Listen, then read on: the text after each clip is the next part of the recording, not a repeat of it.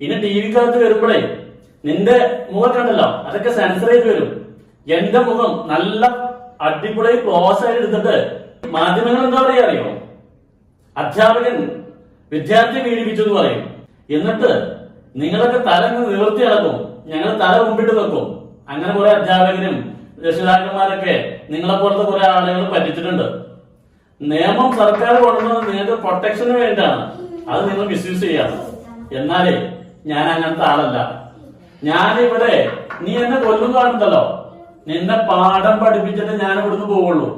എന്നിട്ട് ഈ പണി കളഞ്ഞിട്ട് ജയിലിൽ പോയി കിടക്കും ഞാൻ അന്തസ്സായിട്ട്. അങ്ങനെ ജയിലിൽ കിടന്നിട്ട് കിട്ടിയ സ്വാതന്ത്ര്യമാണ് ഇവിടെ. അല്ലാതെ ഇപ്പത്തെ പല ആളുകളും ചെയ്യുന്ന പോലെ കള്ളു പിടിച്ചിട്ടും തല്ലുണ്ടാക്കിയിട്ടും അതുപോലെ പെണ്ണ് പിടിച്ചിട്ടും ജയിലിൽ പോയി കിടക്കുന്നവരല്ല. ഇതിനു വേണ്ടി നിന്നെ നന്നാക്കിയിട്ട് ഇവിടുന്ന് ജയിലിൽ പോയി കിടക്കുകയാണെങ്കിലേ അത് അഭിമാനത്തോടെ കൂടി സ്വീകരിക്കും.